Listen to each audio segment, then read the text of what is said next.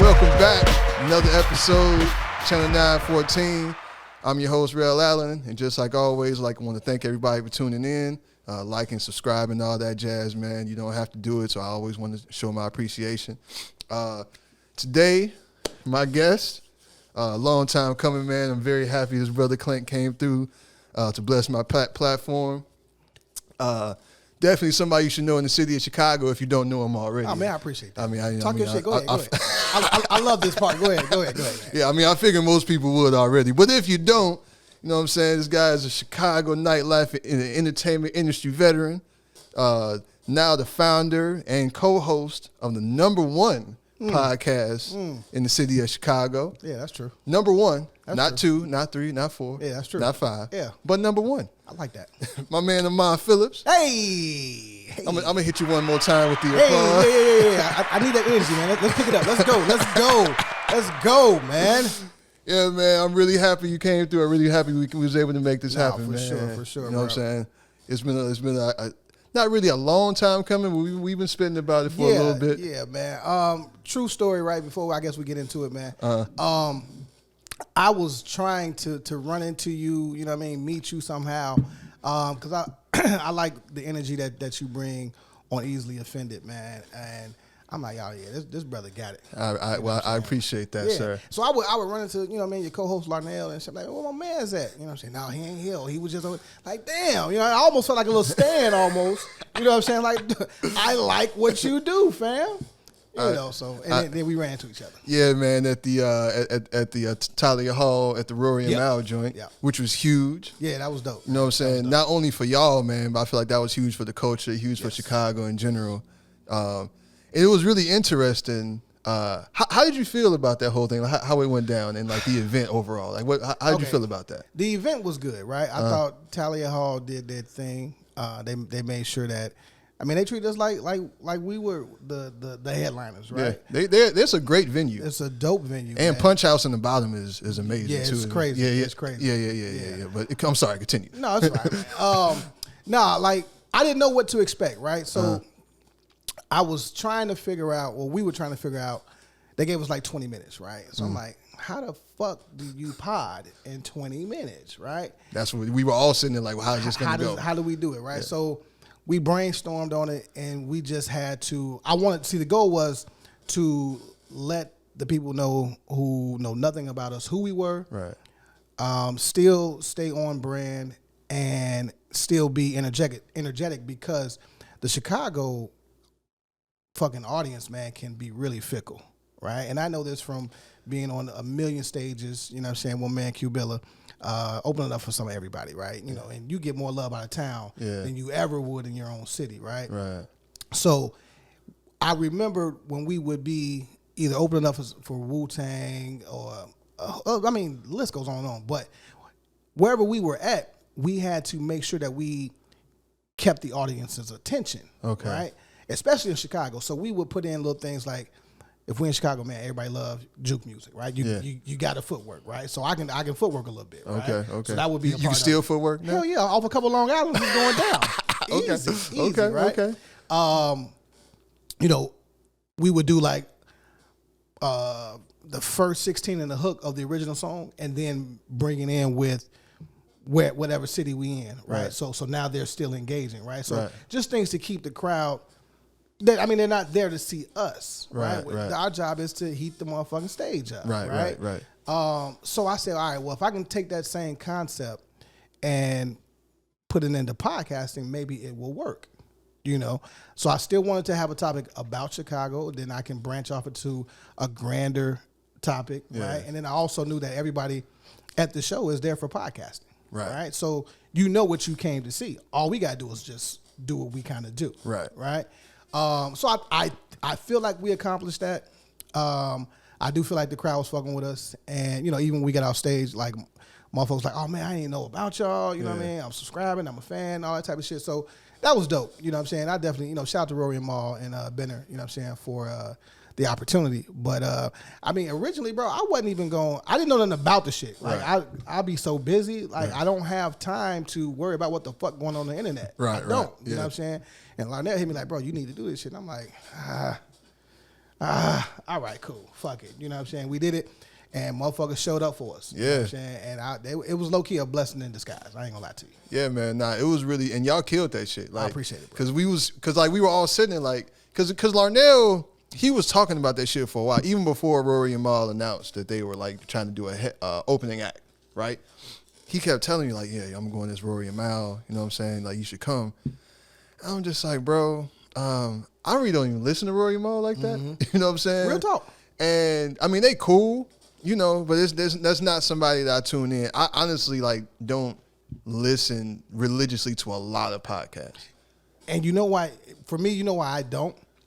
Because I don't want their content to bleed into what the fuck I do. Exactly. And there's no shade on them. Right. You know what I'm saying? It's just like, I'll catch myself, you know, maybe doing some of they, not stealing their shit, but, you know, it's ingrained in when you watch that shit week after week. Subconsciously, yeah. Right? So I just choose not to. Like, I just be so focused on what the fuck we doing. Right. You know what I'm saying? And I watch y'all because y'all home team. Yeah, you know exactly. That's what I'm going to fuck with y'all. It's certain people I fuck with, like my man's Beers and Bars. Yeah, I fuck with them. You know what I'm saying? They're my people. They were just on here. Yeah, I saw that. You know what I'm saying? And you know, so people like that, like, you know, I'm going to fuck with them. But I don't spend a lot of my days like looking. It's not all like I do certain things for like research purposes. You know what I'm saying? Facts. But other than that, nah. So like, you know, so then that thing came up and Larnell sent it to me about the opening act, and I was just like, man, bro, if anybody should do it, man, Corner Combo should probably, you know what I'm saying? That's dope, man. I appreciate that. You know, because like, I mean, y'all, like you said, the number one. it wasn't on my radar though, bro. Yeah, it wasn't on my radar, and we were gonna go.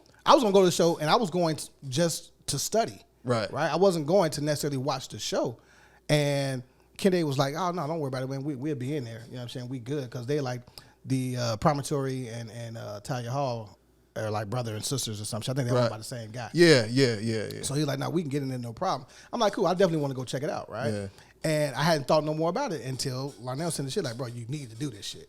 Yeah, nah, and I say it was huge, man. Like the turnout and the way this shit went down. You know what I'm saying? Like the way, because like I said, I was thinking the whole time, like, opening act, what the fuck does that even look like? You know what I'm saying? For like, first off, what are they gonna do for the? But even the way that I didn't know what to expect from them. Even the way they did their show, it was kind of like almost like on some one man show type shit with two people, and they were just kind of like bringing people on. It was like the way they did it wasn't just like a pod. That's what I was expecting. Right. Just like a regular, like they just sitting there talking. It was entertaining. They knew exactly what they was doing. Yeah. And I feel like, and Rory and Mar, y'all think y'all slick. I feel like we made them change their shit up when we did our Chicago shit. You know and they did the Chicago versus type of deal. Yeah. I'm on to you, motherfuckers. You know what I'm saying? That was a good audible. You know what I'm saying? Yeah. They did that shit real quick. Yeah, quick. You know what I'm saying? But you know, it just kind of it was interesting because I know, you know, they had the little Q&A at the end, which I feel like they could have. You could tell they still figuring the shit out themselves. Oh, for sure. You know what I mean? Because like with that whole Q&A, I was like, yeah, that definitely could have been a little more organized. But one question that was asked was just kind of like, you know, in terms of like the podcast industry and where do they see it going. So I'm just interested in your like how you feel about that. I think sky's the limit, man. I think it's a lot of talented people just in the world, period. I mean, you could just look at social media and see what's really going on. Right. But just from a Chicago perspective, there are a lot of podcasts in Chicago, right? Or people starting or, you know, trying to get it off the ground or whatever. But first of all, I think a lot of people don't do their homework when it comes to podcasting work.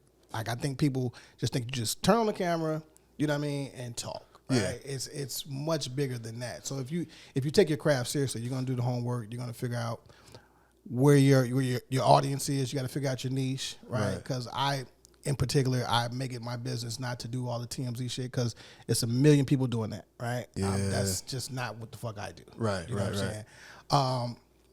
You know, and if people like it, you know what I'm saying, then there's a lane for it, man. And people don't talk about, you know, sponsorship deals, right? They don't talk about ad space. You know what I mean? These are things that are readily available to you. You just have to find the people or the companies that are willing to more or less invest or pay you to do that shit. You know what I mean? And it's not that hard, bro. I swear to God, it's not that hard. Yeah. You know, and with me, just kind of like, you know, new in this space? Because y'all been like the Corner Comedy, y'all over 2 years in the game now? Yeah, man, we 121, 22 episodes straight. Yeah, man. Weekly, so you know what I'm saying? Yeah. That's real. And this and to do it, because with me just doing, me between doing 2, so I'm basically recording every week. You know what I'm saying? And like prepping, editing, all that stuff that goes into it, man, it's a lot of work. It can be very, very time consuming. Not to mention that, you still got a real fucking job. Right. Right. You know what I'm saying? Because like we ain't making enough money. Well, I'm not making any money from it yet. But like just in order to like, quit and just do this full time, It's doable, right? So my goal is I want to be at 20,000 a month, right? On the low end. Okay. That isn't money to retire my guys, right? Or even retire myself. But $20K a month, who don't want that? You know what I'm saying? Yeah, who would turn that down? No, at all, right? But I mean that's part of the goal. You know what I mean? That's definitely part of the goal. Here's my thing. I'll share any information that I have because you can share information, bro, and people still won't execute on it, right? Facts. I don't even give a fuck about sharing information. Yeah. Right? I'll give you whatever contact, whatever, right? Yeah. You don't do what I do, I don't give a fuck. You're not hindering me from doing anything. So I'll share all of my information. Period. Whatever it is. So it's interesting that you say that. Because I feel like Chicago has notoriously been known to have, and I feel like somehow it's a myth, but I feel like Chicago has this reputation for being more like a crabs in a bucket. It definitely. I mean, it is. Yeah, it is. And I think so. There is some truth to it. For sure. Absolutely, I think it's a little overblown. But a spirit of cooperation amongst people in Chicago is not always achievable, and I feel like there is evidence in that, in the fact that like when you look at all of our like biggest stars outside in entertainment outside of like Twista, everybody else pretty much had to leave first. Mm-hmm. You know what I'm saying? To really, really, really blow up. Even with Common, he was making noise here, but once he started going to New York, some recording Electric Lady and doing that other stuff, that's when he really. You know what's crazy as you bring up Common, man? I know people who don't even realize that he's don't even know he's from Chicago. That's crazy. Dead ass. Like people outside of Chicago, they be like, "Oh, I didn't know he was from Chicago." And it's weird because like if you listen to his music, he'll make references to Chicago all the time. Especially like I feel like those references after One Day It All Made Sense dwindled down. He still always rep Chicago hard. But if you heard, especially if you listen to Resurrection, there's no way exactly you didn't know. Exactly. Can I Borrow a $1? There's no way you didn't know the Common was from Chicago. But I feel like there's a more of an opportunity here with this in terms of cooperation, in terms of like building like a media space here in Chicago. Like in terms of we have our own, let's just say we talk about somebody like a local artist, or people that come here, it's like when they go on a press run, they go like GCI, they go to Power 92, you know what I'm saying? Which is trash. I mean, I said it. I'm okay with it. And that's pretty much kind of it. But there's a lot of room, especially with the way podcasting is growing now. You see what somebody like Math Hoffa is doing in New York, like the equivalent of that could be here. Why can't we? That's what I'm saying, easily. Why can't we? And it can like, in terms of like a whole network. And so I feel like people steal from Chicago all the time. Like a lot of culture, especially with hip hop, you know what I'm saying? You got New York drill now. I feel like you talk about you from the West Side. You know what I'm saying? No, I'm from Chicago. I can't just claim one side. But if I have to, right? The start of everything, it started 8th and Drexel, right? Okay, I didn't realize that. Yeah. Then my formative teenage years, or even my adolescent years, was up north. Right? Okay. And then like all of my family on one side is all from out west. Okay. So it's like when people are like, man, a lot of people actually say, man, you from out west because all my guys is from out west. Right? Yeah, because I thought you assume that shit, right? Yeah, I did. But like, so I was just like, no, I'm from Chicago. Okay. You know what I'm saying? Like I can pretty much go wherever I want to go. Okay. And be good. And that's always a good thing, especially here. For sure. You know what I'm saying? But from talking about the West Side, that rapid fire style, the psychodrama originated. You know what I'm saying? Twista and all them like kind of bounced around hip hop for a long time, and kind of birthed of other styles Chicago really never really got his credit for that, right? So I feel like it's a prime opportunity for us to kind of like plant our flag in this space. You know what I'm saying? If we can kind of have that spirit of cooperation. But here's the thing, right? I was talking to Ad too, man. Good brother, man. Yeah. Because they record right around here, right? Yeah. I forgot the name of the spot. Haven Studios. Haven Studios. Yeah. He said something that kind of stuck with me, and I had mentioned to him like, man, you know, Chicago doesn't work with Chicago for real, right? And he's like, man, that's okay. I don't have to work with everybody, and I'm okay with that, right? And I thought about that, and it was a deeper conversation, but I thought about it. It's like, man, you know what? Actually, working with everybody doesn't even benefit me, right? Because for whatever you're doing, it's gonna bring some hate, it's gonna bring some envy. You know what I'm saying? And people, if you get it before someone else does, if you hear a person be like, "Oh, that's crazy," right? All he's saying is, "Why you, not me?" You know what I'm saying? And that shit be weird to me. Or they always say like, you put your little podcast. Yeah. They put little in front of you. Yeah, you know what I'm saying? I see your little podcast. You know what I mean? So it's just like, no, I feel him on that. But before that conversation, I was like, okay, according to Atlanta, everybody love everybody. Everybody work with everybody, right? Right. That's what they give off. Right. So unless you're in Atlanta, maybe you probably wouldn't know anything different. Right. You know what I'm saying? Right. But man, look, Chicago is Chicago, man. And why can't I be the gatekeeper for this shit? Right? The space is wide open, right? And in truth, if you know your numbers, right? In Chicago, there are a lot of podcasts, but not a lot. And there are not a lot of people in Chicago that have even tapped into the podcast space as far as listenership. Right. You know what I'm saying? Right. So when I say, you know, we're the number one podcast in Chicago, I mean, that's true, but it's not hard because it's not as big as New York, right, Philly, you know what I'm saying, and out west and Cali and shit. Yeah, you got a lot of people. You got a lot of people in that space, right? For sure. So you know, we work hard and do what we do, but you know, it's still wide open, dog. It's so wide open. You know what I'm saying? It's so wide open, and I just think if you have good content, you know, the cream gonna rise to the top. Period. Yeah, that's facts. That's facts. So, just question, man, for you, in terms of like, what made you even want to do this in the first place? Like, you know what I'm saying? Like, what was the genesis of the Corner Convo?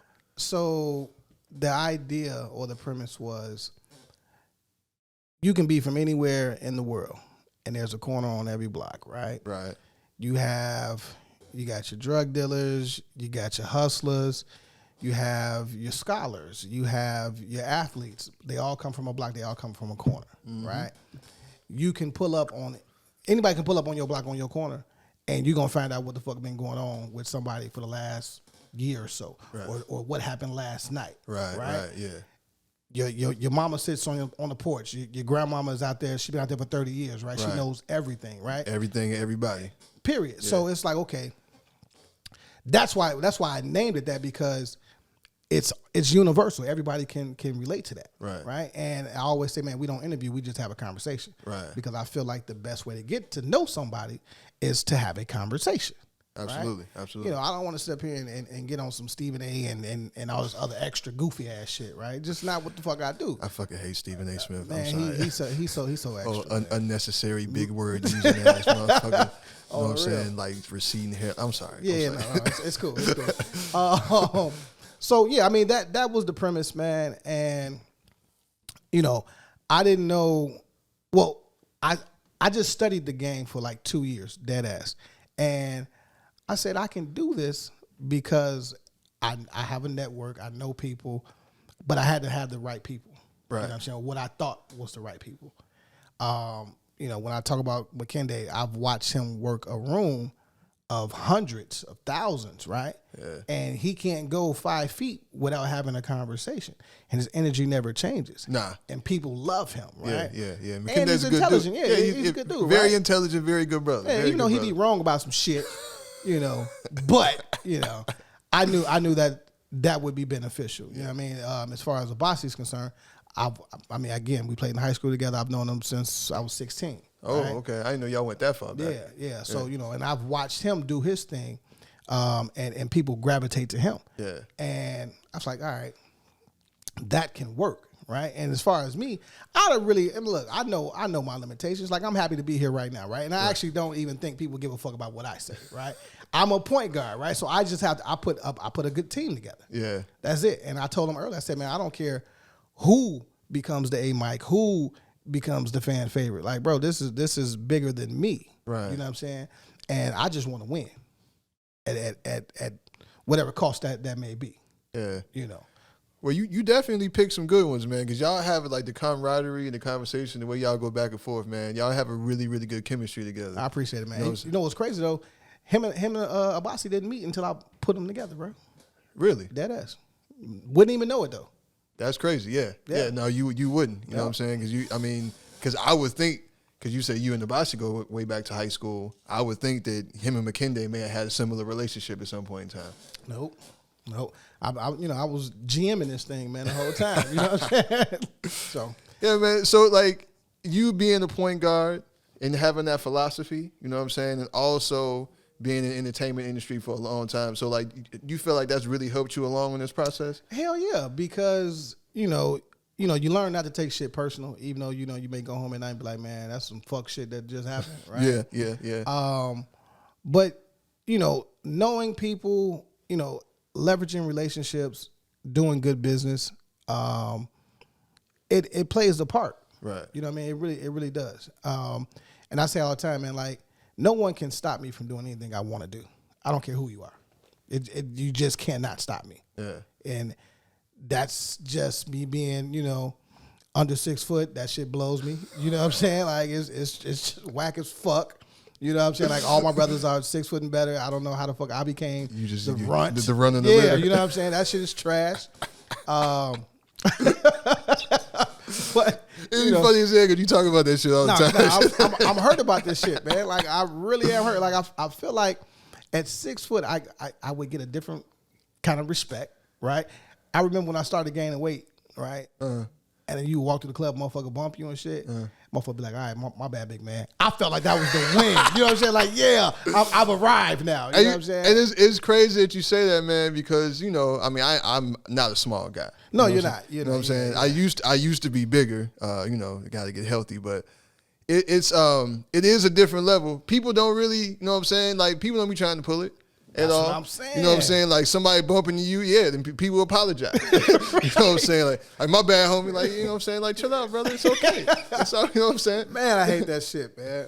I hate that. And I don't think I have like a short man complex, but that shit be whack as fuck. Hey, man, they and motherfuckers be trying to treat people, man, especially on the women's side. You know what I'm saying? Like, they be trying to act like motherfucker. Like, if you under 6 feet, then you basically don't exist. Yeah, you know like, nah, you see me. Yeah. Like, don't do that. Yeah, it's hella niggas under 6 feet married. Facts. Hello. You know what I'm saying? You know what I'm saying? So, like, yeah, somebody fucking with you. You know what I'm saying? Like, yeah, but people they be trying to play y'all, man. You know what I'm saying? I wouldn't stand in support. Thank you, man. I appreciate that, man. We need more good brothers like you. Yeah, man. Anytime, like, you know what I'm saying, you need niggas to get something off the top shelf, bro, I'm always around. You know what I'm saying? Here you go. Let the bullshit begin. Yeah, man. But no, but you can see that, like, the way that you quote unquote distribute, because you do, like, you do kind of lead in that sense. You know what I'm saying? Like, you put the ball out. You know what I'm saying? You pass it, you throw the oops. Yeah, you know what I'm saying? Go get it, man. Yeah. And so you can kind of see that. So it's amazing how, like, the little smallest things that you did in your life early on translating the shit that you had no idea you were going to be doing later on. I didn't, Doc. I didn't. Like, my father, my uncles, they were DJs and promoters, man. They used to have this company called Coterie 7. Okay. So if you ask your mom or your uncles and whoever, right, they know about them. So they were the only promotional company in the 70s that made $1 million a year off this shit, right? Okay. And then they ended up suing a spot downtown. It was like some super racial shit. Okay. And that shit went to the Supreme Court, bro, and they won. Oh shit. Yeah, dead ass. And I didn't know this about my pops. I would run into people. They be like, "Man, your pop's cool as fuck." And I'd be like, "Man, shit, you didn't grow up with him." You know what I'm saying? Like, I don't know what nigga you know. I don't know that side of it. Right. You know what I'm saying? But I mean, we grew up with, you know, there was just a room full of nothing but records, bro. You know what I'm saying? And you know, that was just the times. You know what I'm saying? And they was getting it. You know what I'm saying? Like the man had a BMW and a Corvette and didn't have a job. That was his job. You know, like he was doing his thing. Okay. You know what I'm saying? So, I mean, it's just kind of growing up around free spirited people. Yeah. Right. You just kind of look at the world a little bit different. You know, he just taught me and my brothers like, man, you do what you do, but you know, you make sure that you walk with your head high and you have respect of your peers. You know what I'm saying? Yeah. At all costs. You know what I'm saying? And he always just say, man, you don't get a lot of friends in this world, shit like that. You know what I mean? You don't. Yeah, you know, so I took a lot of that shit to heart. And I don't know, man. I guess I just been blessed, to be honest with you. And I just been pretty lucky. Yeah, man. You know, well, they always say luck is just when preparation meets opportunity. For sure. You know what I'm saying? Sure. So, you know, a lot of times we create our own luck. We don't always like my father always he has this saying like, you don't get everything you pay for, but you pay for everything you get. Ooh, bars. You know what I'm saying? So it's just like you may put the work in and you may do certain things. You may not, everything that you put, every crop that you plant, it's not always going to bear fruit. No, you know that is. And so there was a situation, man, and you know, we've made fun of this shit on the show, but you know, I was gonna be a cop and shit, right? My father was a cop, you know what I'm saying? He retired as one of the few, like maybe 5 high-ranking commanders in the city and shit like that, right? I never wanted to be a motherfucking cop though. My brother took that shit, you know what I'm saying? I was like, nah, man, I ain't know that. You know what I'm saying? I'm gonna be dirty as hell, really. You know what I'm saying? It's just not in me. You know what I'm saying? But I got to a point. Out here taking money under the table and shit. For sure. Right? But I got to a point, I said, man, you know what? The nightlife shit is, you know, I'm married now. I just got to do different shit, right? Yeah, absolutely. So I'm like, all right, fuck it. I'm gonna go ahead and change my life. So I do everything the right way. Pass all the tests, you know, the physicals, all that shit. And at the end of it, I had my start date and everything, man. This bro, I took the last part was just a psyche valve, right? Mm-hmm. And all they do is ask you everything that you've already been asked up until you start, right? Right. So the thing is, you're supposed to stay consistent with your answer. So from the time you take your first test, they'll say like, do you drink? Yes. How many drinks you have? No more than 2. Right. So you got to stay consistent. Yes, I drink. No more than 2. Just that simple, right? Right. She asked me this shit the whole time. All my answers are consistent. The process was probably about 6 months, right? Mm. I'm answering the same shit. This bro writes a letter like, yeah, he's unfit. He's not fucking psychologically stable. Come to find out that she was a racist. So she had denied all of the black and browns that came to her for their psyche vow. That doesn't surprise me at all. At all, right? Yeah. So now, mind you, like I'm getting up every day. I'm running my 2 miles, right? I'm getting up at 5 a.m. before I got to go to work and shit like that. I'm hitting the gym. You know what I mean? Like I had probably got down to like 175, 180. Okay. You know what I'm saying? I'm feeling good. Right. You know what I'm saying? Yeah. And I really had locked in and put all that work in, and to not reap the benefits of that hard work, right? It's supposed to be a pot of gold at the end of the rainbow, right? Yeah. Didn't happen like that. Right. Because she did that. So there's a lawsuit, all type of shit going on, right? 2 weeks after that, Metro called me. You know what I'm saying? So maybe that was God like, yeah, you put the work in. I see that you're willing to do the work. Yeah. I'm going to give you something better. Yeah. And that stuff happens, man. Yeah. You know, when you least expect it, or even things that you don't. I mean, shit, even the job that I have now was some shit that I didn't even want. You know what I'm saying? Like they called me, I went to the interview and I was just like, and I felt like I relayed the fact that I didn't like this shit in the interview. But they ended up calling me anyway. And it ended up being one of the best decisions I ever made. You know what I'm saying? I feel, bro. I was so hurt, though. I was so hurt. So you was really about to be 5-0 out here, man. See, you know what I'm saying? Like, you know, like, I ran to my man, he's like, you ain't no cop, Jake Reed. You know what I'm saying? And I'm like, bro, I ain't even told you. You know what I'm saying? Like, how do you know this? No, it's crazy, man, because, you know, so obviously Abasi is a cop. And, you know, he always likes to, you know what I'm saying, say fuck 12. Yeah, that's his shit. Even though he is 12, you know what I'm saying, which is interesting. But it also makes sense because Chicago police do have a bit of a reputation. And I mean, police in general, but specifically Chicago police. Mm-hmm. You know what I'm saying? They do have a bit of a reputation for being a bit, I should just say, unsavory at times. For sure. You know what I'm saying? For sure. So it kind of, I mean, there are a lot of good brothers that are police officers. I know some personally. I also had a lot of family that retired. Mm-hmm. A few of my uncles retired police officers. You know what I'm saying? They probably know the fam. Yeah. You know what I'm saying? Probably, yeah, because it's a small circle. Yep. You know what I'm saying? Small circle. So, but yeah, man, but it's probably a good thing. No, it's probably the best thing, man. You know what I mean? Because right after that, it was like, what was it? It had to be, no, it wasn't COVID. But it was all the riots and shit going on. So, you know, they put all the rookies on the front line. The whole social upheaval thing after George Floyd and all that. Like, nah, I'm cool. Yeah, man, that was a wild time. And it's just because I know some people that just got on the force around that. And it was just like the hours that they had to work. Yeah. And the things that they had to deal with. And it's unfortunate because they were catching the backlash for a lot of times for stuff that they really didn't have anything. You know what I'm saying? Because I always like to look at it as like, you know, man, like people like to lump police up as like this one big like conglomerate. Yeah, you know what I'm saying? Like, oh, they're all in this together. And it's just like, man, being a police officer is really just a job, bro. That's it. You know what I'm saying? A lot of people are there just trying to collect the check, and they just want to get home. They ain't trying to do too much. Man, props to you, like, man, this is a means to an end. Like, he ain't never missed a baseball, a basketball game, none of our football games, none of that shit. Yeah. You know what I'm saying? He even started his own AAU league, bruh. You know what I'm saying? So because I played in Lane, when we was in the Red West, so we couldn't, we didn't get to the cream of the crop all the time, right? But we had King, we had Farragut, I mean, all of the top teams, man. And it was good for me because I want to see how I matched up against some of them top guards. So what year did you come up? 96. 96. Yeah. So that was not KG. That was KG was 95. 95. Yeah. Ronnie Fields came out. He would have been. He should have been 90. They were the same year. No. Ronnie was 96. Ronnie was 96, right? Okay. But there was some dogs in there. Dogs, man. Jerome Rome was over there, man. When the first time I got to play against him, man, I was like, yeah, I'm better than I think I am. But I had a shit coach though, man. Shit coach. And sometimes, man, that determines, you know, a lot of times like what where you can go afterwards. For sure. You know. For sure. But you had like, especially, man, because I remember you talking about King. You know, he had Amari Sawyer, Leon Smith. Tough. You know, I think that was a little bit after. Yeah, Amari, he would maybe 98, 99. I just remember, man, they had the Final Four for the city at UIC.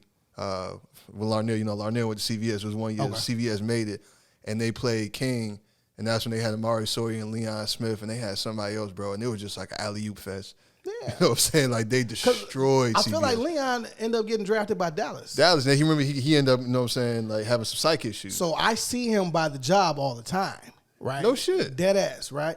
He's dreaded out, you know what I'm saying? You know, he's you know, libating, if you will. Okay. And I thought to myself, I said, man, I'm going to pull up on him one day and see if he want to have a conversation.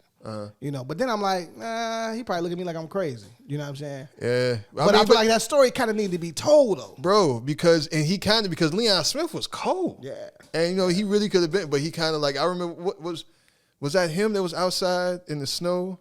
Nah, that was that dude that played for the Bears was Alonzo Spellman. Oh yeah, bipolar shit. Yeah. You know, but I remember Leon Smith kind of like, you know, he had some serious mental health issues to kind of derail his career. Yeah, but I mean, that is a story. That it is, man. And you know, I've been battling with it. Like I see him on. I don't speak. You know what I'm saying? I'm in my car when I'm driving, but there's a homeless shelter directly across the street, and you know they give out food. You know, let them stay or whatever. And he's always out there. And I'm like, maybe I'm gonna do this for the culture. It's kind of crazy. If people even care, I don't know if people care enough. No, I mean, you're talking about Chicago. Chicago takes basketball very seriously. Very, very seriously. You know what I'm saying? And it's just like, I mean, especially when you look at how many Chicago Hoopers are in the NBA right now and have been in the NBA. Yeah. Now we always talk about it like, you know, and New York is supposed to be the Mecca and all that. Fuck that. But that's what I'm saying. You look at the numbers, bro. The best hoopers come from Chicago. And it's really, and I really don't think you can debate that at this point. All day. Of course, a New York nigga's always going. You know what I'm saying? Look, man, New York niggas got handled. You know what I'm saying? Yeah. But our handle was different, though. But you know, the thing about... And they can't shoot. But it's kind of crazy because, you You know, and I'm not a hooper. I'm terrible at basketball. You look like you're terrible. Yeah. I'm like rebounds, hard fouls, nigga. That's it. Yeah, see, I don't want to play with you. You gonna hurt me. yeah. You know what I'm saying? I got quick feet. I can play some defense, man. I can stay in front of you, bro. But don't pass me the ball. You know what I'm saying? It's not my ministry, man. It's not. But when you look at just the difference between like New York and Chicago in general, like I always say, like New York niggas is just dramatic. You know what I'm saying? Like just kind of like that flash, like the way they talk and everything is just so like they, you know what I'm saying? Kind of like with Chicago is just way more like, man, I mean, for lack of a better term, we grimy. You know what I'm saying? Grit. It's dogs. Yeah, like, you know what I'm saying? Like dogs. we out here, we finna like, you finna like, things happen on the basketball court in Chicago. You know what I'm saying? Yeah. So when you look at like the players and the people that they produce, it kind of like follows like, when you look at like some of the best players that's come out of, even though you got people like, you know, like your Mark Jacksons, you know what I'm saying? Stephon Marbury. Nice. Stephon Marbury probably one of the, I mean, he had his issues too. We talking about when him and KG was together? Man. Come on, man. Starbury was that dude, man. I will never buy a pair of them trash ass shoes, but shout out to Marbury, right? Low key, I wanted to go to motherfucking Georgia Tech, and I was so happy when Will Bynum went there because I'm like, okay, now we have another guard on the big stage being seen every week. And he was getting busy. So I had this question I wanted to ask you, and we kind of got into it. So I just wanted, since we got into this point in the conversation, I don't want to go no further without asking you because you mentioned a lot of names. Okay. So if you had to give a top 5 all-time Chicago Hoopers, don't necessarily have to be people that made it to the NBA. You know what I'm saying? Okay. These can be people that they may have flamed out, didn't make it. You know what I'm saying? Or went to college. Yeah. So like just top 5, no particular order, just 5 names. Benji. Obviously, yeah. Okay. Yeah, R.I.P. Ben Wilson. D. Rose. Definitely. Isaiah. Zeke. People be forgetting Zeke is from the crib. I don't know how. Zeke does not get the respect he deserves. And I know because of Detroit and Mike and everything, and Jordan, but man, Zeke, from the crib. Best little man point guard in the history of the NBA, in my opinion. Yes. Michael Herman. Nasty. My man, Lil Dave Bailey was tough. That's 5. That's 5. Yeah. Okay. But you got some honorable mentions. You know what I'm saying? The other day. Okay. Honorable mentions. See, I'm a guard guy, man. So I like guards, man. Yeah. You know, I went to MP, man. How you feel about Ayo? You know, Ayo a legend out here. So here's what's crazy. What's my man name, man? Point guard. He went to Morgan Park. He played at like 15 fucking schools. You talking about my man? He was most recently in Miami, right? Right. Damn, what is his name? It's Charlie Moore. Charlie Moore. Yeah. So my little cousin, that's his cousin. Really? Deadass. Huh. Yeah. Yeah, he went because is he still or he graduated? He had like 18 years of eligibility. Right, I don't know. And so I've talked to him when I've seen him. Right, like bro, like stop transferring, sit the fuck down. Right. What I'm saying? So he actually got drafted by he got invited to the Detroit camp. Okay, they didn't end up picking him up, so he overseas right now. Okay, but now Charlie Moore is definitely an honorable mention. He tough. Yeah, man. Tough. And then this a new guy, man. My man's son. Griffin, man, Jalen Griffin. Okay. And Simeon, nasty. Yeah, you know, I don't fuck with Simeon like that. You know what I'm saying? Look at the Southside hate. I mean, because like Morgan Park, Simeon, we got the battle of Vincennes. I get it. You know what I'm saying? And we used to go to football camp together, Camp Shawanasi out in Kankakee. Okay. Yeah, man, it was actually, man. It's funny that you say that. But we talking about that, man, because my high school football coach, man, Lexi Spurlock, just recently passed.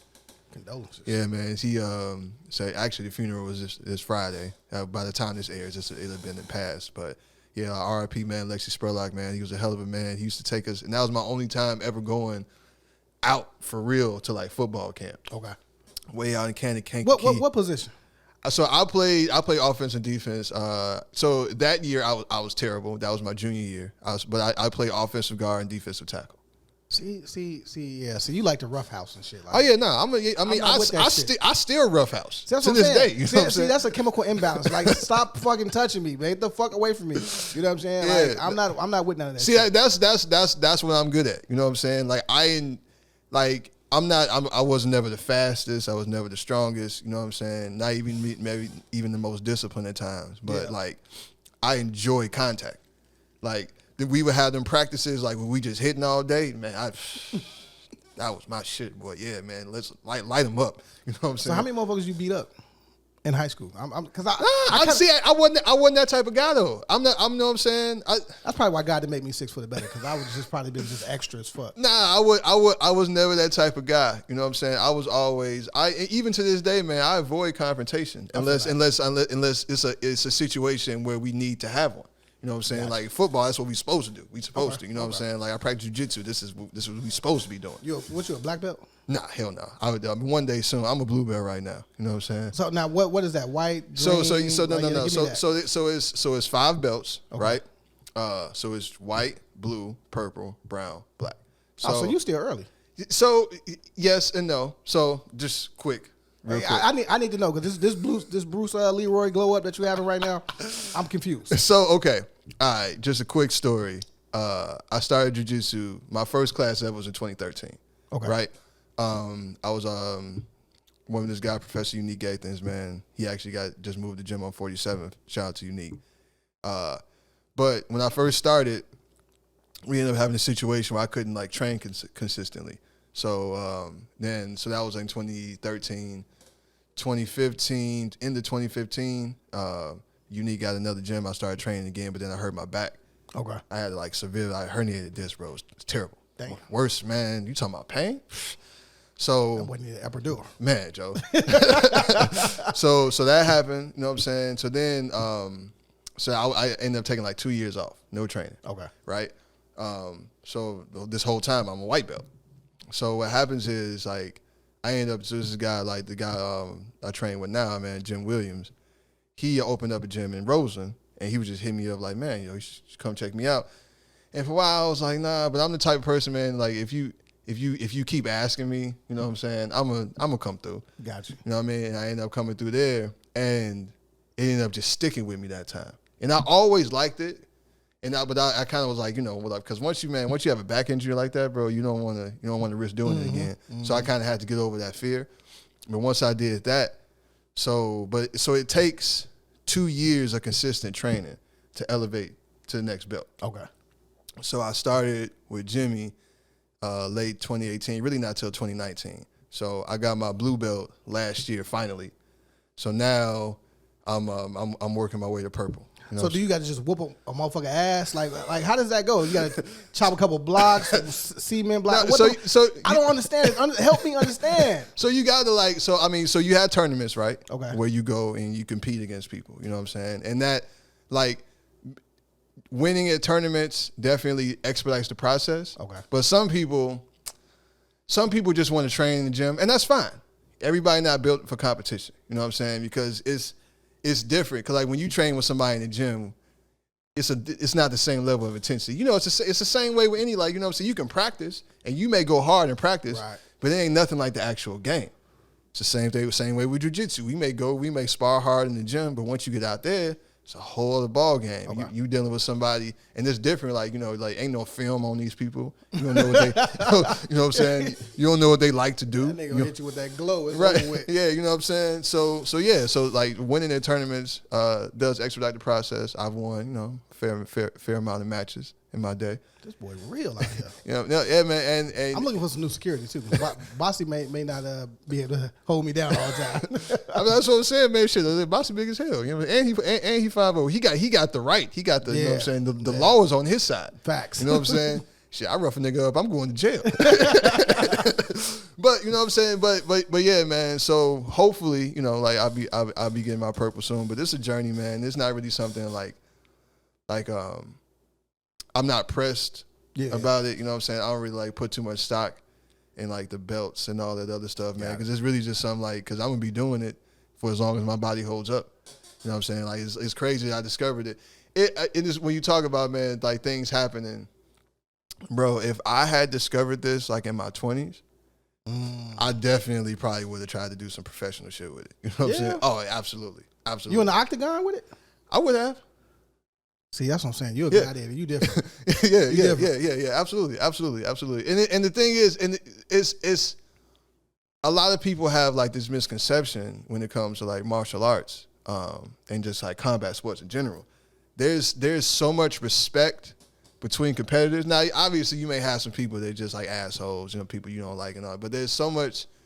Even if you may go in there and do battle and then they try to kill somebody afterwards, it's just like it's all love. Yeah. Because you know what it takes to train and to go through and to do all that. You know what I'm saying? And the courage it takes to even step in there. You know what I'm saying? So, but yeah, my mama would not have approved. You know what I'm saying? So like, yeah, nah. But so I mean, everything happens for a reason, and so from now it was just recreational. Gotcha. I ain't getting paid for it, But it is it just outside of UFC, and that's what people like. UFC is the most prominent platform for jiu-jitsu, right? Even though not everybody in UFC practices jiu-jitsu. But just jiu-jitsu itself has become like a huge sport where there's just like big tournaments, you know what I'm saying, where people getting paid, like people getting like 100 racks for matches. You know what I'm saying? Okay. So I'm still too old to do that shit now too. I won't be ever doing it, but okay. Yeah, man. No, but but in terms of like in Chicago and sporting, man, and like a lot of hoopers, they came out and didn't necessarily make it like to where they should have been. Like who really sticks out in your mind? I think like the obvious one is like Ronnie Fields, right? Yep. You know what I'm saying? But outside of that, who comes to mind? I mean, the first thing that jumps off the paper for me is, like I said, Lil Dave. He was a small guard before small guards were cool. Okay. Right? Before you knew that you can go D1. You know what I mean? He led the nation in scoring as a freshman. What school is this? At Loyola. Okay. Right? Okay. Then he did his overseas thing, and he had a couple trials, but the league at that time just wasn't ready for a 5'7", 5'8" guard, right? Yeah. And then you've had a few that snuck in. He jumps off the page for me. I could probably tell you some guys maybe probably shouldn't have made it. You know what I'm saying? Like, I'm okay with it. Who that? The first guy that jumps off the page with me would be he played for the Bulls and then set the bench, you know what I mean, in New York. Eddie Curry. I don't think he was that skilled. Nah, he was just big. He was just big. He was big as hell. And he came straight out of high school, you know what I'm saying? Right. And which was the culture at that time. Right. So you didn't have... Even though offensively, Eddie Curry, over those few years he was here, he started to develop. He was just, I feel like he never really took it seriously enough, at least from the outside looking in. Yeah, I mean, again, I don't personally know him at all. Right. But just to answer your question, I mean, to come out of high school, look at who came before him, right? The Garnetts, the Kobe's, the Tracy McGrady's, right? Yeah. These were skilled players. Yeah. I just didn't see Eddie Curry as being a skilled big man.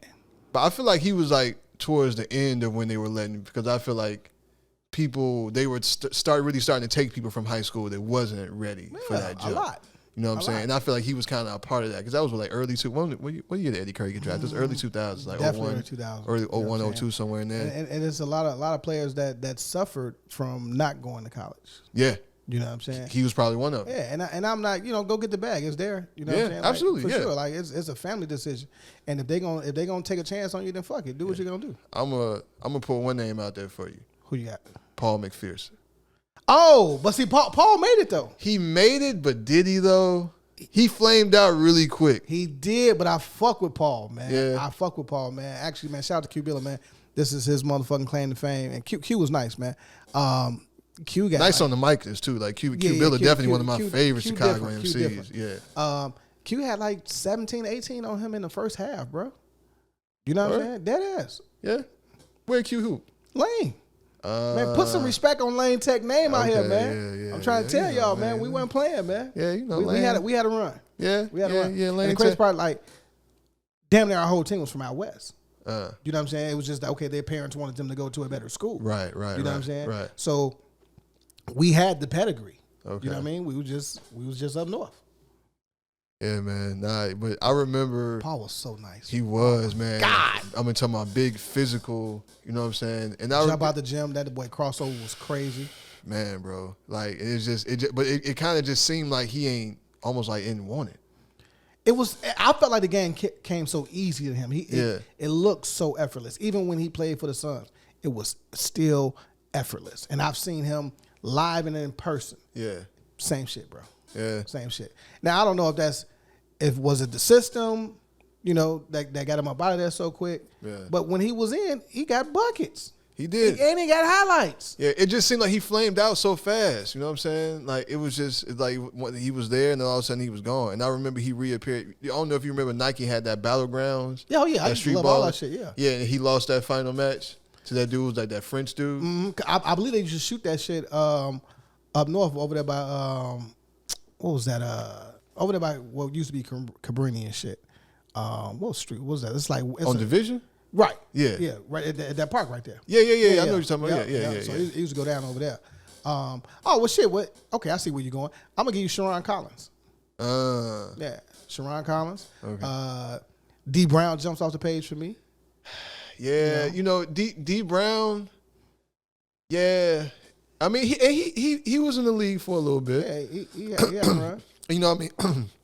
Excuse me. And they had that man that run. They had Illinois with him, Deron Williams, Luther Head. Well, Luther Head had another Chicago product. Luther Head had a nice little career. He did. You know, he was in Houston for a minute. You know, yeah. And then he disappeared. And completely disappeared.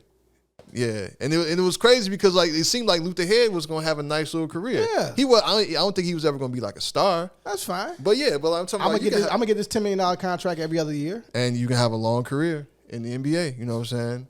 So, but yeah, but just off the night, there's so many names that you can put in the Chicago Hoopers. Yeah, you know what I'm saying? There's just and even right now, you got your Anthony Davis. Yep. You know what I'm saying? Ain't Taylor Horton Tucker? Yep. You know what I'm saying? He from up north. Yeah. I mean, the NBA is just littered with Chicago players, man. I mean, shit. The Lakers got 3 Chicago cats now. They got obviously from Marshall, Mr. 94 Feet. Why I cannot think of his name right now?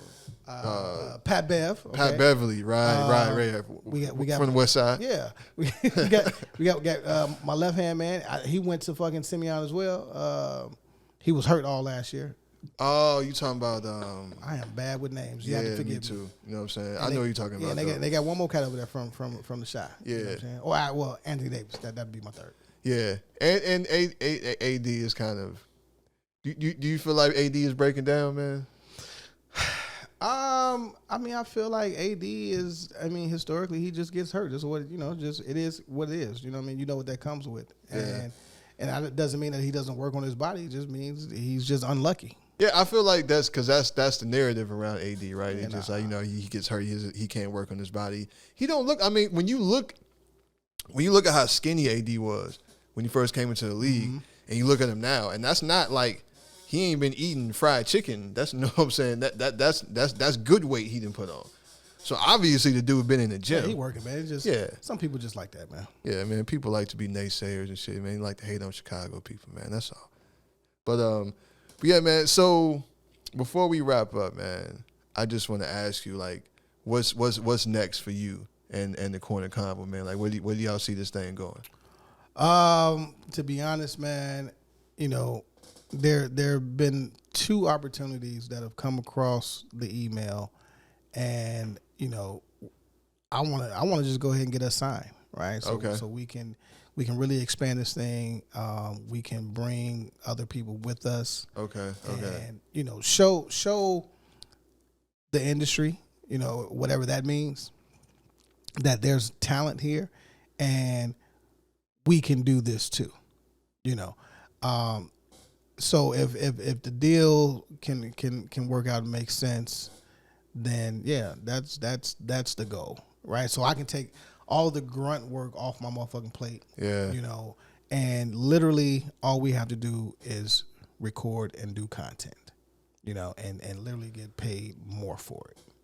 You know, that's the dream. Yeah, I know that's the dream. And then, you know, I want to do like a podcast summit. You know what I'm saying? Yeah. Where, you know, we teach the kids, you know what I mean, from, you know, I would even do 12 all the way up to 18. Okay. Right? Because kids are really into this podcast shit, Yeah. you know, and do like a workshop. Then I want to do something where, you know, we bring media in, you know, it's going to be crazy. Okay. You know what I'm saying? It's going to be crazy. You know, and just bring everybody together. It doesn't just have to be Black culture podcast either, right? So right. I'm with the diversity and inclusion shit. Oh yeah, absolutely. I'm with that shit. So yeah, that's kind of like where my mind goes, because I think I even said on the Rory Mall shit, like, if we don't make it to there, whatever that may be, the next person can. Yeah. Right? Yeah. As long as I'm able to open up this door and motherfuckers come on in. Exactly. You know what I'm saying? Yeah. I'm not huge on the accolades and shit, man. As long as I can get in where I need to be. Get in where you fit in. Get in where I fit in. Yeah. Have me some drinks. Talk my shit. You know what I'm saying? Yeah. I'm cool, because I'm going to eat regardless. Yeah. Yeah. Absolutely. Period. You know what I'm saying? Yeah. But, no, I mean, you know, there are things in the works, you know, as far as production, producing other podcasts. Yeah. You know, obviously, you know, we're working on the merch, been working on it for a minute, and people always say, well, when you gonna, you know, I see y'all wearing y'all shit, when you gonna put it? No, I mean, I'm not putting it out till it's right. You know what I'm saying? Like, I'm not gonna feel rushed by anybody. Yeah. You know what I'm saying? And I feel like our network of people, you know, and the people that really rock with us, I mean, they would support it, but I want people to understand, like, it's bigger than Chicago, though. Like, it's so much bigger than Chicago. Yeah. And even though we get a bad rap in Chicago, and then the idea actually spawned because I was in Jamaica, and the bartender was making drinks, and he was like, man, where you from? You know what I mean? Like, Chicago. The first thing out of his mouth was like, oh, Chirac. No. You know what I'm saying? No. Right? Yeah. So this is what the media puts out here. So this is also part of the goal, like, to change that narrative. Like, it's so much more to Chicago than what the fuck you see on your news. So is that why you feel like it's important to, like, how you travel around and go to different places around Chicago to show the city? Absolutely. Yeah. And sure ain't no bullets flying over y'all head while y'all recording. Right. You know what I'm saying? If it is, we ain't putting that shit on camera. You know what I'm saying? You know what I mean? We're in the world of editing, Adobe. Right. We're going to make it work. I mean, because Chicago is like, because people definitely, when you go other places, you know, like I didn't travel all over for work and just for, you know, for recreation or whatever. And people, when you right, man, when they look in the media, it's like people just associate Chicago with just like, man, you're going to catch a bullet as soon as you get off the plane. Yeah. Right? And it's not like that at all. You know what I'm saying? I mean, if you want it, you can find it. Yeah, no, you can get it. Yeah, you go if you looking for it, you go find it here. Absolutely. But if you just stay out the way, you know what I'm saying, and you come here and you do it, it's a beautiful city. Yep. It's beautiful people, man. And nobody loves any city the way Chicago people love Chicago. You know what I'm saying? Even though people like to talk shit about it, and even people that are here, people always talking about, I'm going to leave and I got to get out of Chicago and all that. But there's no other place like it in the world. None. You know what I'm saying? Like, anywhere you go, nobody else is downtown. I go places, I'm like, y'all shit whack. Like, I can't wait to get back to the crib. Y'all food trash. Trash as fuck. Y'all downtown trash. Like, this is downtown? You know what I'm saying? Y'all, even y'all suburbs be trash as fuck. Bro, I remember first time I went to New York, and oh my God, I was just like, bro, this shit dirty as fuck. Mm-hmm. Now, I fuck with New York. You know what I'm saying? It was just like, you know, like, you haven't been somewhere. New York is always glamorized as this place, and I just went there like, man, y'all got this trash everywhere. On the front yeah, of your crib. Because they don't have alleys. And it's just like when you flying in, I always say, like, New York look like a fucked up game of Tetris. Like, you know what I'm saying? It's like in Chicago, you look at downtown, it looks like there was a method to the madness. Like, you know, like, we take architecture. We got architecture tours here. Yeah. Architecture is a serious thing here in Chicago. In New York, they was just like, man, we finna start building some shit. Fuck it. I don't know who next to who. Yeah, exactly. You know what I'm saying? Like, this building right here, there's some room right there. Just go ahead and start building that shit, whatever. You know? Like, I'm cool on that shit. I mean, I definitely fuck with New York, especially Brooklyn and Harlem. Okay. You know what I'm saying? Like, I I done had some good times out there. Yeah, but I'm not ever moving there. No, ever. It's too many people. There's so many people in Chicago, bro. Like, in New York. It's like everywhere you go, it's like, and it's like when they talk about like city never sleeps. I remember, man, this was my first trip, and it was like we went to the movies, and we got out, man. We was a late night movie, man. So we was in Times Square, and we got out the movies. It was like between 2 and 3 o'clock in the morning. And there was so many fucking people still outside. Mm-hmm. It was just like, it looked like it was 2 o'clock in the afternoon. I'm like, why are all these people out here? Yeah, man, I'm cool. Yeah. I don't even like people like that. That's the crazy part, right? Yeah. I've gotten to the point in my life where I just want to do what I came to do, and I want to go to the crib. You know what I'm saying? And that may be I've developed some sort of anxiety or some shit. I don't fucking know. But COVID fucked people up, man. I'm cool on that shit, man. Yeah. I'm cool. See, especially with you, like, spending so much time in, like, nightlife and entertainment, you know what I'm saying? Do what you do, traveling all over the place. It was fun. We had a good run. Yeah, you know what I'm saying? We definitely had a good run, but I'm cool. Yeah. You know what I'm saying? And I wasn't even the top dude in that shit. You know what I'm saying? Yeah. Man, people made a lot of money off that shit, man, back in the day. You know what I mean? And, I mean, it was cool. It was, like, before all the camera phones and shit, when people actually went and partied. You know, and I stay out the way. Like you talk about, it was funny because you was just like, you would see Larnell just like, yeah, bro, you probably not gonna see me too often. You know what I'm saying? And I'm trying to get better with it. But you got to be outside now, bro. Yeah, podcast. And you got to be outside. And that's why I'm getting more back to it. You know what I'm saying? You know, but it's just like you, bro. It's just like, man, outside's so expensive too. It is. You know what I'm saying? Especially when you like to libate, you know what I'm saying? And I definitely like to libate, as you can see. Yeah, you know what I'm that's saying? crazy. I wish y'all could see this shit. Yeah, I'm a libating ass. And even though I had to slow down on that, because like with COVID, bro, that was like, I was drinking like every day. For sure. You know what I'm saying? Yeah. And I had to back down off that a little bit. Man, you know what I'm saying? Look, right now, I didn't want to get back outside, but I knew that if people couldn't see me, right, and have these conversations, right, and just be like, oh man, I like what you're doing. Right. Okay, guess what you doing now, right? And have that conversation, because a lot of people, I may not even have your contact information anymore, but I run into you. Oh man, I love what you're doing. Like, man, let's, you know what I'm saying. So I gotta sometimes be outside. I have to. And that was crazy what we were talking about before with the Rory and Mal demo, because like I wasn't trying to go, but like once y'all got it. It was just okay, you know what I'm saying? I think McKinday ended up putting me on the list, you know what I'm saying? So it was just okay. I gotta go now. I'm glad you showed up. I'm glad I did too, because it ended up being really cool. And then, like I said, we was able to connect and everything. You know what I'm saying? And so yeah. I'm gonna be outside a little bit more. You got to, man, and like you got to build relationships. I think a lot of people think that because maybe you have some sort of name recognition, that people are just gonna rock with you because of who you were, who you are, who you're trying to be.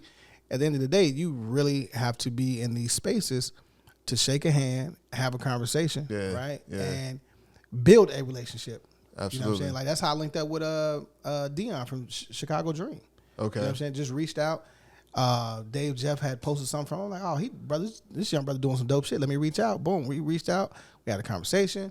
And we've been rocking ever since. Nice. You know what I'm saying? One of my first checks. You know what I'm saying? Yeah. And I'm like, man, there's no way. Once that happened, I said, oh, man, this is easy. He didn't know me from Adam. You know what I'm saying? Like, okay, we doing something right. Yeah. You know what I'm saying?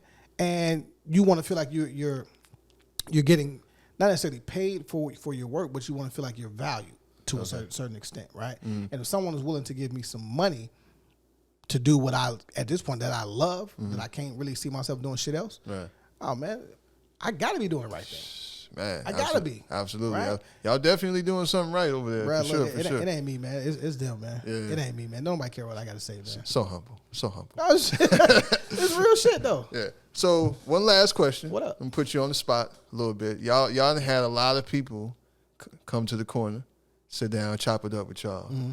If you had to pick a favorite out of all the people you had, who would it be? Oh, man. Hope you don't piss nobody off. I'm sure you love everybody. Man. I do.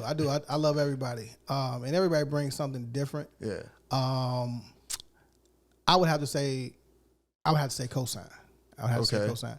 And the reason being is because he just brings so much energy, and he's funny. He has good stories. He's a good brother, and it's just you can feel the energy in the room. Okay, you know what I'm saying? You can really feel the energy in the room, and that was a live show, and a lot of people maybe don't even know who he is. Right. And once they sit down, they get locked in. See, I watch all kind of shit. Like I'm not. Sometimes I'm on the show, but I'm not even on the show. I'm looking 2-3 moves ahead. Right. Yeah. Locked in, bruh. Like locked in. Like he was just on Tank and them podcast. Okay. R&B Money podcast. Okay. Killed that shit. Really? Yeah. Killed it. You know what I'm saying? And that's my man's. And even if he wasn't my friend, I would probably still say that just because I know what he brings to the table. Okay. You know what I'm saying? I mean, you're talking about someone who's genuine, who's not afraid to be vulnerable, and who has real life experiences in this music thing, in this acting space, and being on television and all that shit, being on radio. But he's just funny, man. You know what I'm saying? Like he's just naturally funny, right? Yeah. And he doesn't try to be. Yeah. You know what I mean? And that's kind of infectious to me. It's like, oh, okay, I gotta match that energy. You know what I'm saying? So he brought the show up. Okay. You know what I'm saying? So I had to go there, right? Yeah. Everybody had to step up. You got to step up to that level. Yeah, for sure. And energy, especially when people have that infectious energy, it's funny how that does that. They'll naturally raise the level like of the my coach used to say, them. Man, you play to the level of your competition. Yeah. You know, you play with scrubs, you become a scrub. Flat out. You know For what real. I'm saying? Yeah. And, you know, and shit, Leon was dope. Yeah, Leon I was there because y'all did that. That was at 16. Yeah, I was that, another one of our first sponsors. And shit. Yeah. I was actually there for that one, which is crazy because when did he say shit? Because I would like this is literally I didn't really know y'all for real yet. Mm-hmm. So I've known McKinday for a while. Okay, you know what I'm saying. And Larnell was there. He was just like, man, we doing this taping right up here. And I'm like, I'm at the crib. I ain't doing shit. I'll pop out. You know what I'm saying. And I was outside talking to McKinday for a while, and then I bounced. You know what I'm saying? So yeah, so it was just wild. Like that's been the point in time. So I did come out to that one. I do remember that, and that was a dope show. I appreciate it, man. Yeah. Like, and then I never know if it's a good show, right? Like every time we hit start and stop, I'm always like, yeah, that shit was alright, right? Because I really do study this shit. You know what I'm saying? Like I watch our shit like fucking game film. You know what I'm saying? I watch it. Then I'll edit it, and then I'll watch the edit. You know what I'm saying? I'm not watching to see what I'm doing. I'm watching to see where I can get better. Yeah. Right? Absolutely. Or I'm watching to see, okay, where I could have maybe interjected and stopped this. Right? Yeah, for sure. You know what I'm saying? Before it gets elongated and just wasted space. Yeah. You know what I'm saying? Say things. I do that and try to like my transitional phrases, things that I say, like I say all the time when I'm not realizing I'm saying it. Right. You know, kind of like little habits that I have in my speech and try to correct. Yeah, because you got to. Yeah, man, look, I Googled transition words, bruh. You know what I'm saying? Yeah. And I'll have that shit on my phone. So like sometimes you see me, it may look like I'm not paying attention because I'm trying to figure out what's the best phrase to go into this, what's the best transition, and I'm like I just be trying to stay on point. So really I'm like producing the show within the show. Yeah. You know what I'm saying? And then trying to stay in the show. And that's real. And I think that's one of those things where you talked about earlier when people think you just turn the camera on and start talking.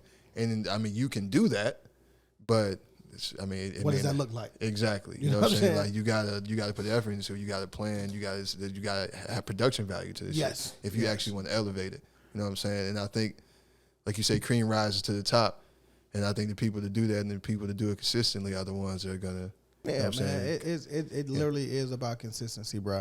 And don't worry about your numbers. You know what I'm saying? Yeah. Like we had a conversation, right? Right. We talked for it might have been 45 minutes. Yeah. And it's not about the numbers, right? That moment will happen. Yeah. It will. You know what I'm saying? Again, me starting to come back outside doing the podcast, shit will just happen. Yeah. Right? And I pride myself on making sure that I'm staying on brand with what we do as a whole week after week, right? So I'm not finna I see Twan Walker and let's just say, hypothetically speaking, Twan Walker is married, he's happily married or whatever, right? And I see him out with whomever. Right. I'm not gonna fucking record that, and you know what I'm saying? Like, I don't do that. You know what I'm saying? Yeah, try to put motherfuckers on Front Street like on the TMZ joint. Yeah, like I'm not with that. You know what I'm saying? Like, we can have a much deeper conversation that helps way more people than some shit about who a motherfucker fucking who jumped out the car and did X, Y, and Z. Man, yeah, like, man. I'm cool. I'm cool. Leave that shit for everybody else. We in the era of clicks and likes. And I'm on that saying I don't want no parts of that, because they say all money ain't good money. No. You know, if that's how you getting it, you know, you may get something from it on the short term, but on the long run, man, it's just, man, that ain't where you want to be. It's kind of like, you know, with Takeoff just passing, and just the way that like all that stuff circulating on the internet. And the first thing motherfucker do cut their phone on this man bleeding out.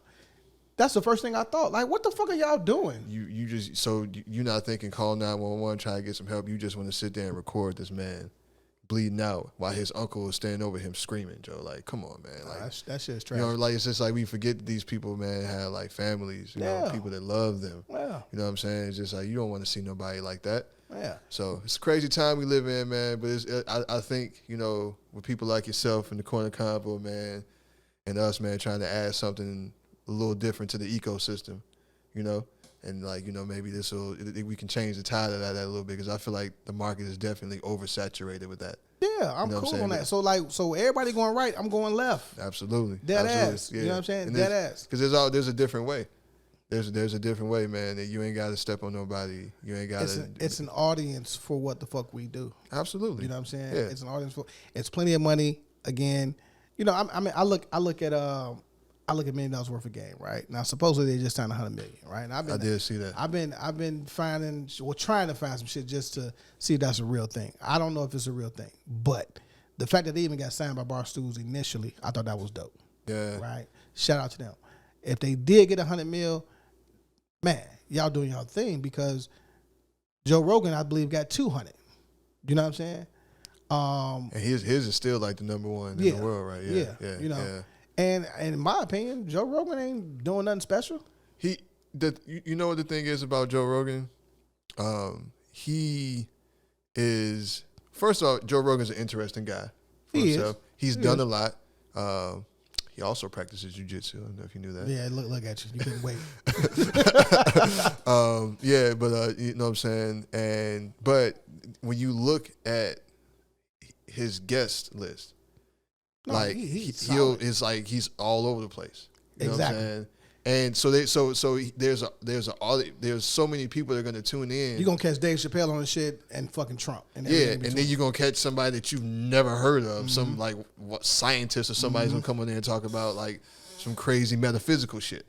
You know what I'm saying? And I feel like that's really dope. So he's just kind of like, you never really know what you're gonna get from him. You know, which is and some of his shit may be on the fringe. You know, they may talk about some stuff, because I know because sometimes he was talking about the that was that whole thing about, they was calling it the purge law. But even before that though, okay, I'm glad we brought him up before we get out of here, right? Yeah. This fuck bag, you know what I'm saying? Not fuck bag. Yeah, this fuck bag, this fucking douchebag.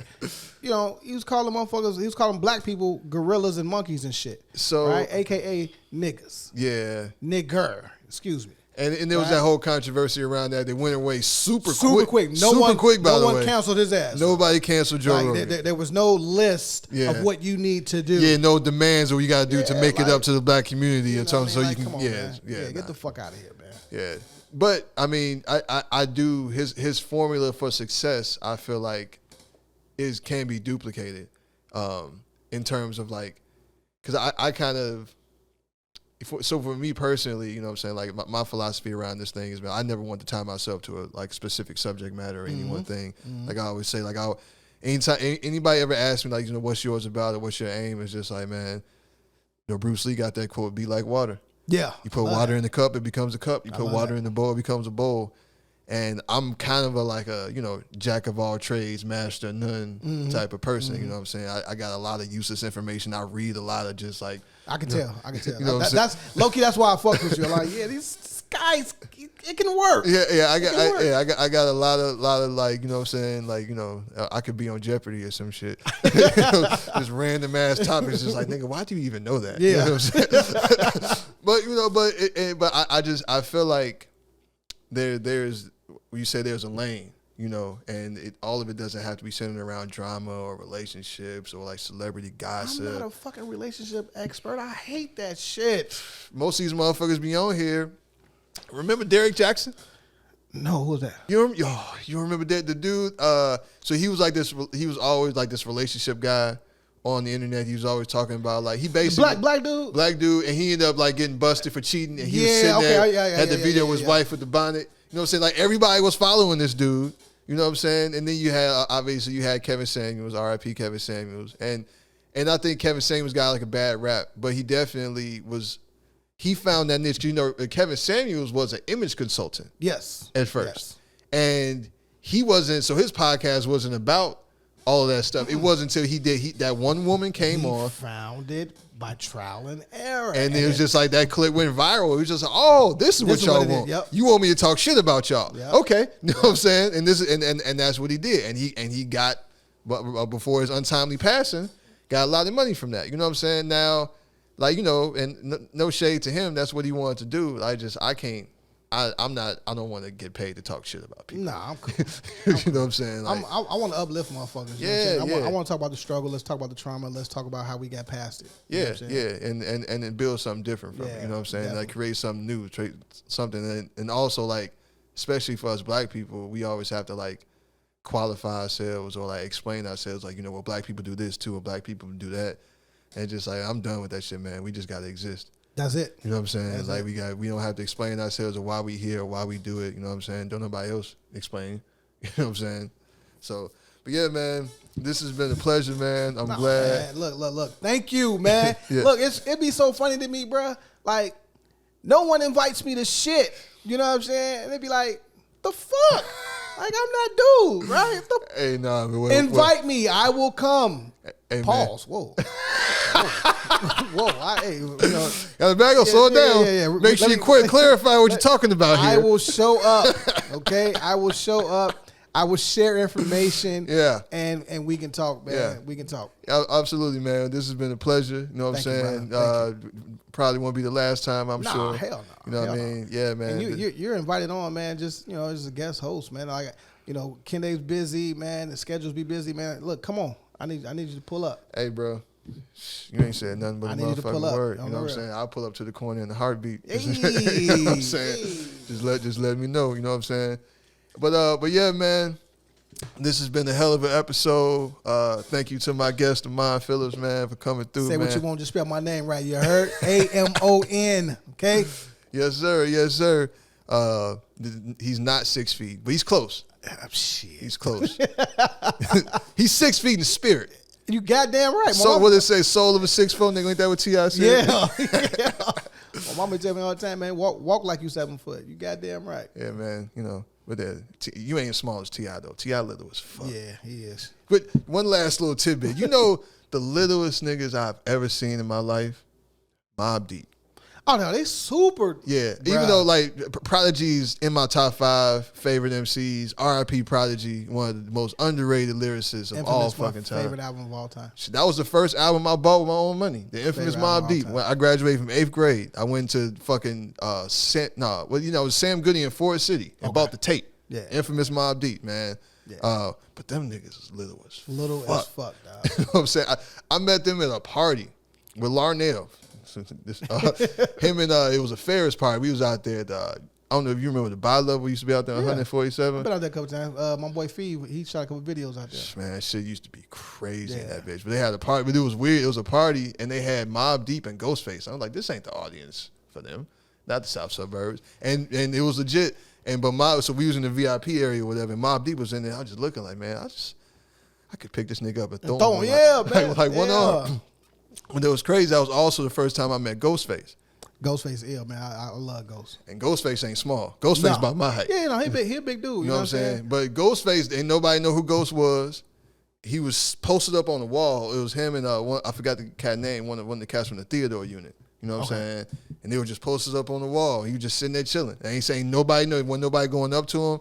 I was like, man, nigga, is that Ghost over there? Yeah, man. I went over there, man. I had to dap him up, Joe. Had to. You know what I'm saying? And he was real cool. You know what I'm saying? Bro, he's super cool, and he's getting dead on all his fans. But when they come to the chicks, he's on that immediately. Trying to tell you, it's crazy. Meth cool as shit. Yeah. Who else cool out there camp, man? Capadonna cool as fuck. So I got I'll tell you the story about Capadonna off camera. Gotcha. Capadonna a wild boy though. Yeah. Yeah, like I said, them niggas is really from the projects, bro. You know what I'm saying? Man, that's Staten Island shit. They not lying. They bring good energy though, bro. Yeah. Like, and Wu-Tang, that's something like we'll never see anything like that ever again. Man. The closest thing to it is Griselda. Yeah. You know what I'm saying? Like with West Side is the RZA. Yeah, exactly. You know what I'm saying? He's the architect of all that shit. All that. You know what I'm saying? So yeah, man. Say we gonna keep something like we get out of here. That's just how that's how black people do. It's just like we supposed to leave. It's the vibe, man. It's the vibe, man. Fuck it, I'm here for it. Yeah, man. You supposed to leave and then you get up and then it's just like get to talking again. And you say, I'm gonna get out of here, and you end up talking again for another 5 more minutes, and you get to the car, you sit outside the car, you keep talking and shit. So I do have a question though. Yeah, right? what's up? In this podcast space. How do you feel about the pod wars that go on? Right? When you talk your Joe Buttons, when you talk the Rory and Malls, when you talk now Mav Hoffa and his two guys, right? Like, I feel like I just feel like, man, people first of all, like people taking shit personally. I feel like with them, it was funny because I didn't even realize until a few days ago that there was a whole thing with the whole Mav Hoffa, and like he had it I forgot who was on the show and they were talking about it, but it just seemed like the business wasn't right. Mm-hmm. And it seemed like the same shit with Rory Mal and Joe Budden. The business wasn't right. You know, like you go into this as like friends or like, yeah, we cool and we got this. And it's just like, I just feel like, man, you know, like I said, I fuck with Larnell. That's my, I've known Larnell since I was 11 years old. Okay. We do a podcast, right? And the thing is, our friendship is separate from the business. You know what I'm saying? But also, I also know that like Larnell ain't gonna try to like fuck me over because this is my man. Right. And he knows I'm not gonna try to fuck him over. And it seems like those people thought they had that type of relationship and they didn't. But a lot of people think they had a relationship until, you know, it's some M's on the table or until it's a couple $100,000 on the table, right? Yeah. Then it's like, okay, if you got paperwork, or even if you don't have paperwork, everybody feel like they maybe have put the same amount of sweat equity into it. And that's not always the fucking case. It's definitely not you the know fucking what I'm saying? case. It's definitely not at all, right? So for me, I ain't never been thirsty for no bread, right? So it's like, if a motherfucker feel like, let's just say it's $100,000 on the table, right? I take my percentage. Kende and Bossy get theirs, and they feel like they want more. All right, bro, look, this is my number, right? It is what it is. Everybody knows this. Right. But at the end of the day, to make motherfuckers happy, because I know I need y'all, I'm gonna do it. I don't give a fuck. You got to be able to negotiate. But I feel like if people have understandings of the business and understanding that the business is separate from our personal relationship, you know, and I think, especially, you know, like with the way the ego is set up, you know what I'm saying, how the ego can play tricks on you when you talk about like, you may think you deserve more, this may happen, or you've done this and you've done that. And I feel like a lot of times, man, that shit can play tricks on you. Mm-hmm. And it really, you just need to understand that like so much of this shit is not personal when it comes to business. You know what I'm saying? That's why the saying goes is, you know what I'm saying, it's business and not personal. Yeah. Right? You know, so like you if you have your business in order, then it takes away, right? So when that time comes up, for when it's time to divide the money up, it's just like we've already settled this. We knew what it was. We already settled this. You know what I'm saying? Right. So now if you want to have a conversation about it after the fact, then okay, you know, but the thing is, if you already have an understanding going forward, that changes that initial conversation that you might end up having to have. Yep. You know what I'm saying? Because you have a starting point. Yep. Okay, you agreed to this. Now, if you feel like there's some changes need to be made, okay, why are those changes? What do you feel like has changed? You know what I'm saying? But it's also, you have to maintain the fact that like, okay, like we're not talking as friends right now. You know what I'm saying? We talking as business partners, right? And I feel like, because I know that they I know Rory and Mal specifically was dropping some subliminal shit. I do feel like Joe Budden has suffered since they've left. Yeah, you know what I'm saying. I think it's and but in turn, I think the shit with Matt Hoffa, I think his is that shit is still a little bit too new to understand. But his platform has really grown like super quick, and I think that kind of like I think that contributed to why, because it seems like they didn't, and they said they were doing something on the side, and I guess he agreed to it, but then it was just like he felt like they were doing something that was similar to his, and it was just kind of like, but if you just having guests, nigga, everybody had guests. You know what I'm saying? Like you have guests, I have guests, you're my guest right now. We actually are sharing a guest. Right? Yeah, that's what I'm saying. So it's like, we don't do what you do, you don't do what we do. Like, it doesn't matter, bro. Like, my thing is this, man. If you come from impoverished or being poor, right, the dollar means a whole lot more to you than it may to someone who hasn't had that same struggle. Right.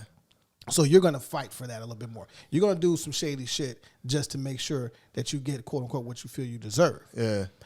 I don't have that, man. I don't. That's not in me, and none of my co-hosts, right? I don't think we'll have that problem. Yeah, and that's just, so that's also, you gotta be careful who you do business with, right? You know what I'm saying? But it's funny that, because like we, especially in the way in our world is now, people place so much emphasis on money. You know what I'm saying? And like, money is the end all be all. And it's funny because we were just talking about this, man. I went to go see Gerard Carmichael. Are you familiar with Gerard Carmichael? Yeah. He just came out as gay and shit, right? Yeah. His last special. So now he's touring now. You know, comics, they tour, they new material. I think he's funny as shit too. He's funny as fuck. But he's talking about how, like, he has all this money now, and basically he's still sad. He in therapy like 4 days a week. You know what I'm saying? Dealing with all the shit. And, obviously he got a lot of issues. He came out as gay. His family is not as accepting. But, but the thing is, he has all this money, and he still got all these fucking problems. Right? So then people look at, and, you know what I'm saying? And if you grow up without, you know what I'm saying? If you've never really had it, then yeah, you will feel like, And I mean, your problem's gonna be a little bit different. There's certain problems you're not gonna have when you do have money, about like what you're gonna eat. You know what I'm saying? If you get sad, you can go on vacation or some shit. But them problems still gonna be there for you. So, and that's the thing. And I just feel like, if you chasing money, if you're doing all this shit, then it's never gonna be enough. You know what I'm saying? Right. I just feel like, man, I'm gonna do what I do. I'm gonna be me. I'm gonna keep my good energy. And all that other shit's gonna take care of itself. The money gonna come, because it always does. Absolutely. You know what I'm saying? So what all is on this motherfucking show run over there, man? What else? I'm interested to see what you even. I don't have the answer. I just want to know what did you come up with. These are all your bullet points. These are all questions that I just had that I was gonna ask you. There's a whole bunch of shit on this that we talked about. So every time I do this, I just have like an outline of questions, right? But I just see where the conversation goes. Like that whole conversation we had about hooping, like in Chicago Hoopers. Yeah. Like I had some of that, but we ended up going like, you know what I'm saying? But it was kind of like the organic way it goes, you know what I'm saying? But pretty much everything on here, I've asked you. That's crazy. I'm getting asked questions. Like I don't even think I'm that fucking interesting. like Nas said, man, I ain't got no games. It's just some bitches don't understand my story. You know what I'm saying? Hey, shout out to Nas. Shout out to Nas, man. Man, that's number one. My MCs, definitely number one. You know what I'm saying? I got no game, just some bitches understand my story. Yeah, man. That's it. You know what I'm saying? Just all that. But you see, I'm prepared. Yeah, no, I love it. You know what I'm saying? Yeah. I ain't just gonna come up here and just like, and what you think about? Oh yeah, it's Super Tuesday. I hope you niggas voted. You know what I'm saying? Yeah, definitely vote, because there's some fuck shit going on out here. Yeah, man, it's wild. And I my mama never forgive me if I didn't vote, so I made sure I went. But by this time, like I said, by the time this airs, we'll know what the results are. So hopefully we'll see. Hopefully y'all let us down.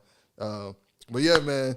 It's definitely because we about an hour 28. Yeah, way too long. But you know what I'm saying? Like, hey man, look, I one of my man podcasts, man, and it's just weird being on the other side. Yeah. You know what I'm saying? Yeah. And it just kind of feel good just pop up and, No, it does. I like to see how other people do shit, man. And this was dope. And I really appreciate, you know what I'm saying? And it's good to see because I feel like I want to do this more often, like because there's a lot of us now, I feel like. And I feel like the more we could cooperate and I feel like, iron sharpens iron.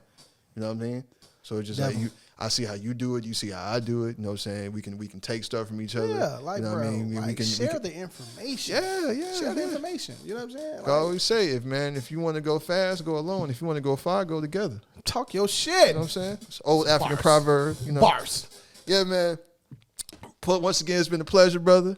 Thank You know you, what I'm saying? Anytime we're going to come through, man. We're gonna keep doing. We're gonna keep it going. Chicago podcasting is about to grow.